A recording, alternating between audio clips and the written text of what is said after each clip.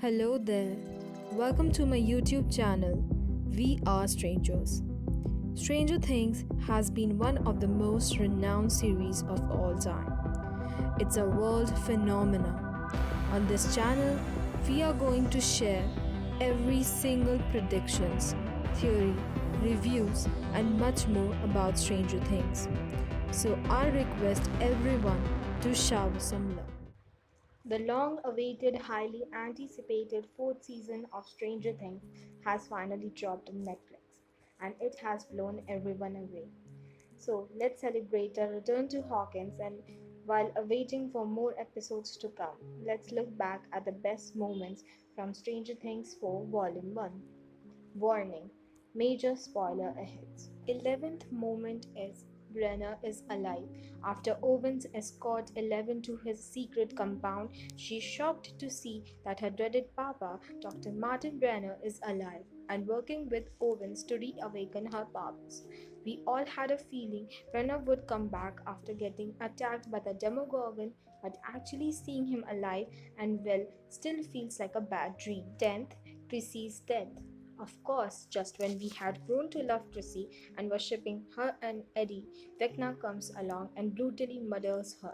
When Chrissy goes to Eddie's place to pick up some drugs, she gets caught in Vecna's trance as she gets stalked by the evil wizard through Victor Creel's old mansion. Though Eddie tries to wake her up, he can only watch in horror as Vecna pulls her into the air, snaps her bones, and steals her eyes. Ninth, Hopper's war story. As he laments Joyce getting captured by Yuri, Hopper recounts to his cellmate Enzo how he was drafted into the Vietnam War and how he helped make Agent Orange. We then learn how exposure to napalm chemicals affected him and his fellow soldiers, which explains why Hopper's daughter Sarah died from cancer. Labeling himself as a curse, Hopper poignantly displays how much he blames himself for the pain and misery of those around him. 8th, home invasion. In an attempt to escape to Hawkins, Jonathan gets his stoner friend Argyle to come over to deliver so the boys can escape. But just when you think they are home free, we see the man at the door is a US soldier that starts shooting. Suddenly, all hell breaks loose as the military busts in and start firing at Owen's agents. The loud noises and frenetic camera work make this scene amazing, and by the end, it will leave you reeling and wondering what the heck just happened. 7th, Demogorgon battle. Just when Joyce and Murray arrives at the Kamchatka prison, Hopper and his fellow prisoners face off in a gladiator match against the Russian's Demogorgon.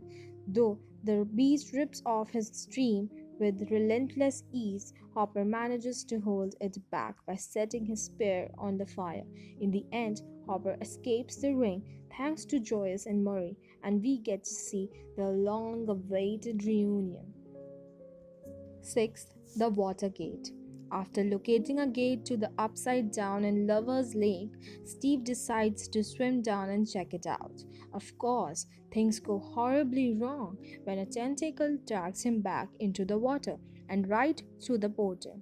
As Nancy Robin and Eddie swim after him, Steve is ambushed by flying monsters on the other side, and the sight of them trying to feed off his body makes for the perfect hook for the final episode. 5th, one is revealed. As Eleven explores her memories at Hawkins' lab, we see her working with one of the Brenner's orderlies who clearly has something hidden beneath the surface. Eventually, this man helps Eleven return the favor by taking out the tracker in his neck. But when Brenner's guard corner them, this mystery man reveals that he has psychic powers too. He then shows her a tattoo with number 1 on his arm, showing that he was the fabled first child. Fourth, the truth about one. After one completes his massacre at Hawkins' lab, he reveals that not only is he Victor Creel's son, but that he was a demon that haunted his family. In a dark callback to Zack Snyder's Watchmen, the show depicts a disturbing sequence of one tormenting and slaughtering his family to the tune of Philip Glass's prophecies, which effectively displays the birth of both a super powerful being and a cold blooded killer. Third, Dear Billy. In what feels like her final moments, Max visits Billy's grave and shares a letter expressing how terrible life has been for her and their family since his death. She laments not being able to tell the world how he saved her and her friends from the mind flare and how she couldn't save his life. She also expresses how she imagined things would be different if he had survived and the kind of family they could have been. Once again, the show has us in tears thanks to its excellent writing and a terrific performance from Sadie Sink. Second, 1 versus 11. After 1 reveals the truth to 11, the two of them engage in a psychic battle that almost ends with 1 as the victor. But at last moment, 11 unleashes her true power and overpowers 1 and banishes him to the upside down.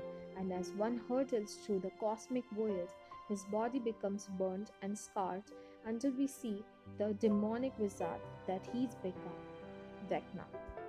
Okay, guys, this is everyone's favorite moment. Number 1, Max faces Vecna. After speaking at Billy's grave, Max encounters Vecna, taking the form of her brother the night he died. Max flees from Vecna, only to come across the demon's hellish abode. With Vecna's hollowed out victims fused to her surrounding, the scene gives us something straight out of a Lovecraftian nightmare. But when Max is about to meet her fate, her friends reach her up by playing her favorite song, Kate Bush, running up that hill, and by remembering the good times she had with them, she manages to break free and return to them.